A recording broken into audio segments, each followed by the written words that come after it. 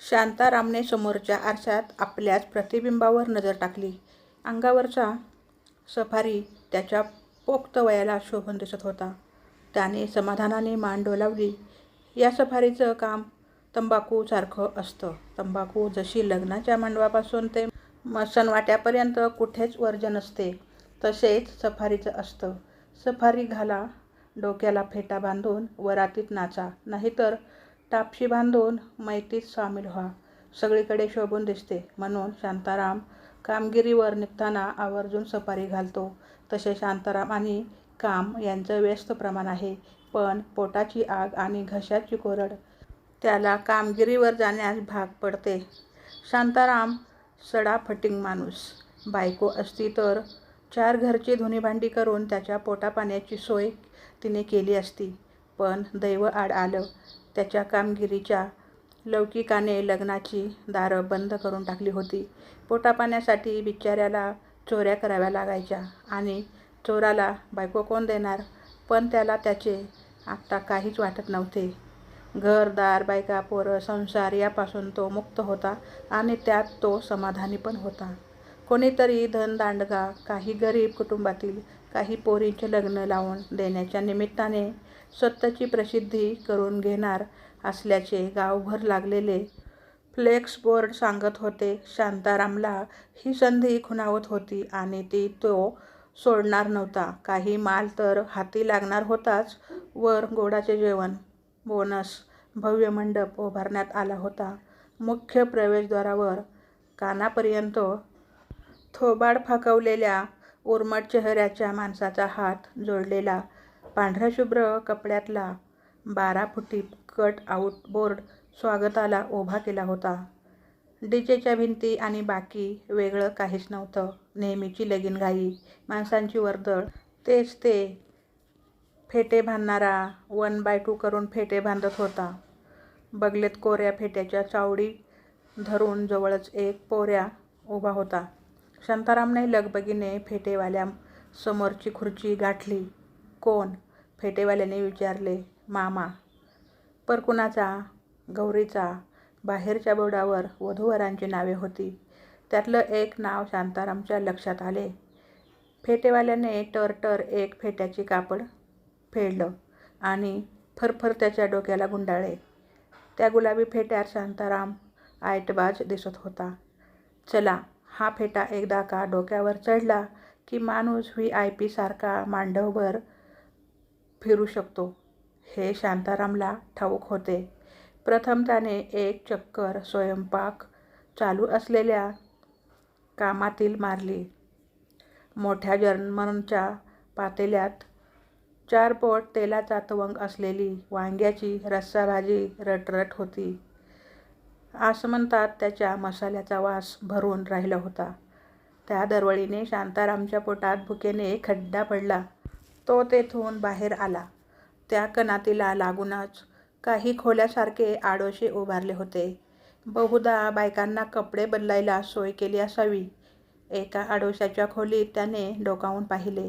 कोपऱ्यात एक लोखंडी पत्र्याची ट्रॅक होती.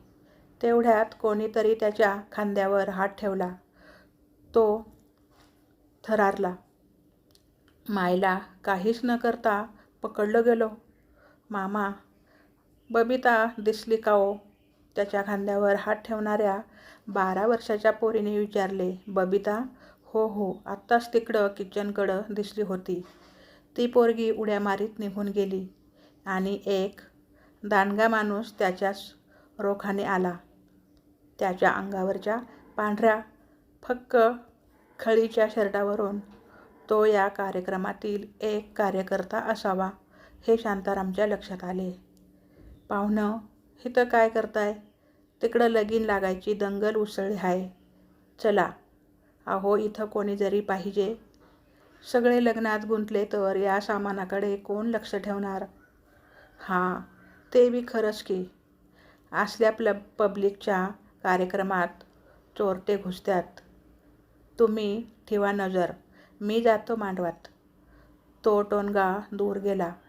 तसे शांतारामला हायसे झाले.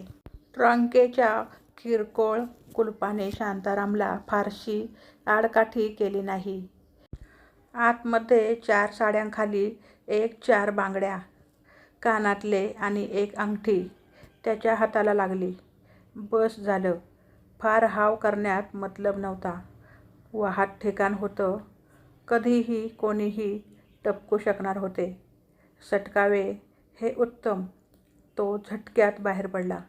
मांडवात लग्नाचे विधी चालू होते. एका ओळीत 4-6 नवरा नवरी समोरच्या हवनकुंडात गुरुजी सांगतील त्या गोष्टीची आहुती देत होते. तो एका जोडप्यापाशी थांबला. त्याचे लक्ष जमिनीकडे गेले. त्याच्या पायाजवळ नव्या कोऱ्या रुमालात काही आभूषणे त्याच्या नजरेस पडली. जी बाई ते सांभाळत होती ती जरा बावळट असावी. समोर दागिने ठेवून मागे तोंड करून मागच्या बाईस आपला नवरा कसा नालायक आहे हे पटवून देत होती. अलभ्य लाभ.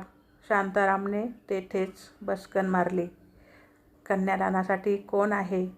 गुरुजींनी चौकशी केली. आपसात कुजबूज वाढली. कोणी पुढे येईना. बहुधा मुलीला बाप नसावा. कोणाचे तरी जवळच बसलेल्या शांतारामकडे लक्ष गेले.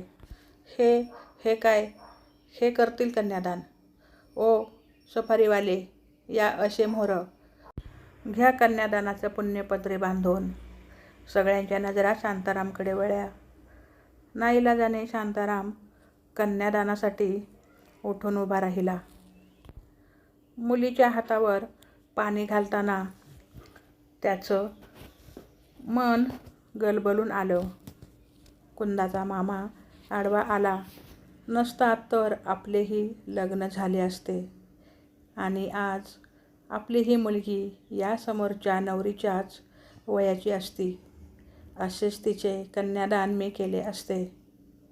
अंगाखांद्यावर खेळलेलं कोकरू कालपर्यंत न पाहिलेल्या पोराच्या हाती सोपवताना त्याचे डोळे भरून आले. ओल्या डोळ्यांकडे हात नेताना तो मध्येच थांबला. गौरे, तुझं मंगळसूत्र. ती मघाची बाई नवरीकडे पाहात किंचाळली. ती डोळे फाडून शांतारामच्या सफारीच्या वरच्या खिशाकडे पाहत होती. शांतारामने खाली मान करून खिशाकडे पाहिले. त्यातून मघाशी घाईत वरच्या खिशात सरलेल्या दागिन्यातलं 1 मंगळसूत्र अर्धे खिशाबाहेर लोंबकळत होते. खिसा खालून ओसवल्याचे शांताराम विसरलाच होता. क्षणात गलका झाला. चोर चोर असे ओरडणे चालू झाले. लोक शांतारामवर तुटून पडले. लाथा बुक्क्या, पुरुष बाया जमेल तो मिळेल त्या वस्तूने त्याची धुलाई करू लागले. थांबा, समदे थांबा. नवरी जीवाच्या आकंताने ओरडली. क्षणभर सगळे पुतळ्यासारखे स्तब्ध झाले. आता जीव घेता का त्याचा? पोलिसांना बोलवा. असल्या भाड्याचा मारून भुगा करायला पाहिजेल. अरे, कायदा हाती नका घेऊ. मी मानते. तेच करा. तोपर्यंत पोलीस आलेच. पोलिसांनी शांतारामला ताब्यात घेतले. त्याच्या डोक्याला मघाशी बांधलेला फेटा विस्कटून पडला होता. सफारीच्या चिंध्या अंगावर लोंबत होत्या. त्यातून त्याच्या कळकटलेल्या बनियनमधून भोकं पडलेली दिसत होती. तो खाली मान घालून उभा होता. पोलिसांनी त्याची झडती घेतली. सगळे दागिने जप्त केले. या सगळ्या वस्तू तुमच्या आहेत का? त्यांनी गौरीला विचारले. एकदा त्या दागिन्यांकडे निरखून पाहिले. होय, माझेवालेच दागिने आहेत ते. तुमचे आज लग्नविधी झाल्यावर ठाण्यावर येऊन या भामट्याच्या विरोधात तक्रार नोंदवा. तोवर आम्ही याला सोबत घेऊन जातो. लग्न येथे लागलंय. आहेर आम्ही याला देतो. त्याची काय बी गरज नाही. माझी काय पण तक्रार नाही. सोडा त्यासनी, गौरी निग्रहाने म्हणाली.